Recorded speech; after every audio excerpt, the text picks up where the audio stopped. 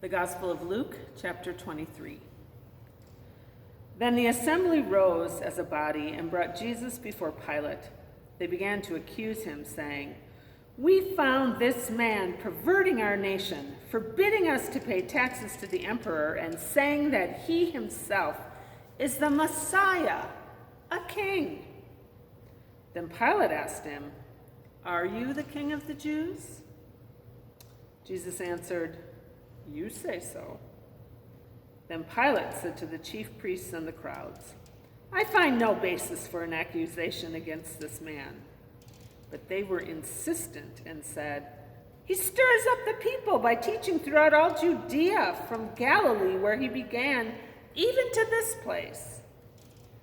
When Pilate heard this, he asked whether the man was a Galilean. And when he learned that he was under Herod's jurisdiction, he sent him off to Herod, who was himself in Jerusalem at that time. When Herod saw Jesus, he was very glad, for he had been wanting to see him for a long time because he had heard about him and was hoping to see him perform some sign. He questioned him at some length, but Jesus gave him no answer. The chief priests and the scribes stood by, vehemently accusing him. Even Herod with his soldiers treated him with contempt and mocked him. Then he put an elegant robe on him and sent him back to Pilate. That same day, Herod and Pilate became friends with each other. Before this, they had been enemies.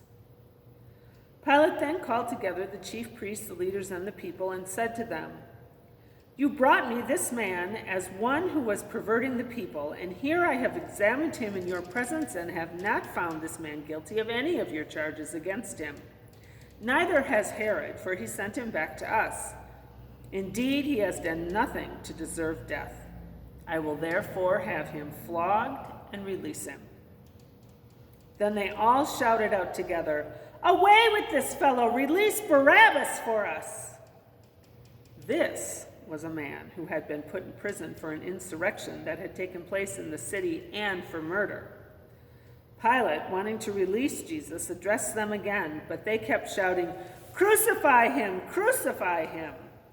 A third time he said to them, "Why, what evil has he done? I have found in him no ground for the sentence of death.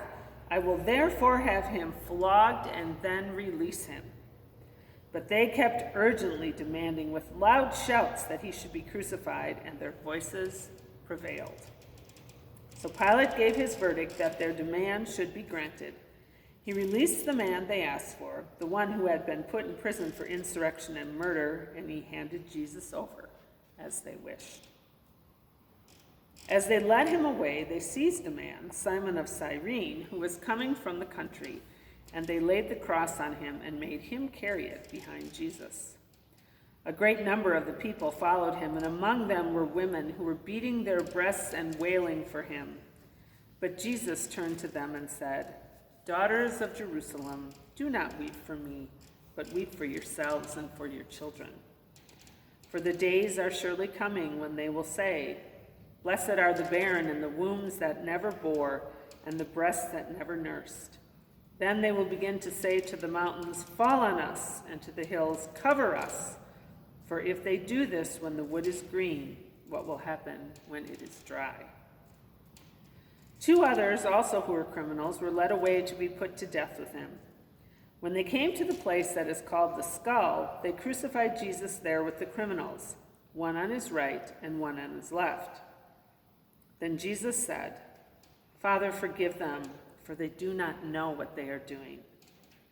And they cast lots to divide his clothing. And the people stood by watching, but the leaders scoffed at him, saying, "He saved others.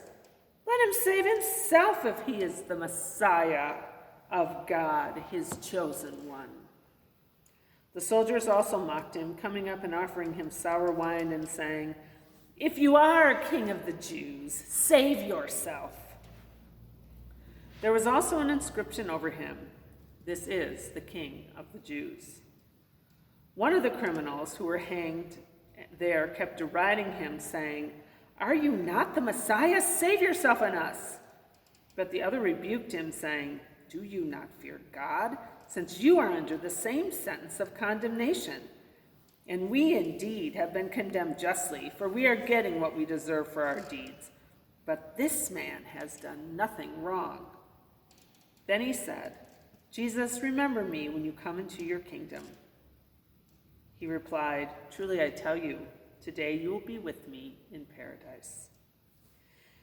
It was now about noon, and darkness came over the whole land until 3 p.m, while the sun's light failed, and the curtain of the temple was torn in two. Then Jesus, crying with a loud voice, said, "Father, into your hands I commend my spirit." Having said this, he breathed his last. When the centurion saw what had taken place, he praised God and said, "Certainly this man was innocent." And when all the crowds who had gathered there for this spectacle saw what had taken place, they returned home, beating their breasts. But all his acquaintances, including the women who had followed him from Galilee, stood at a distance watching these things.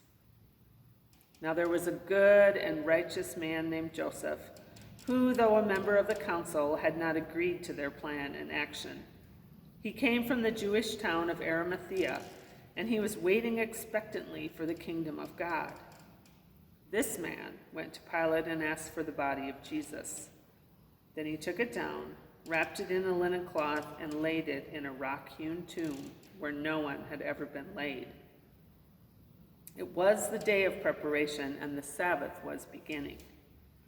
Then the women who had come with him from Galilee followed, and they saw the tomb and how his body was laid.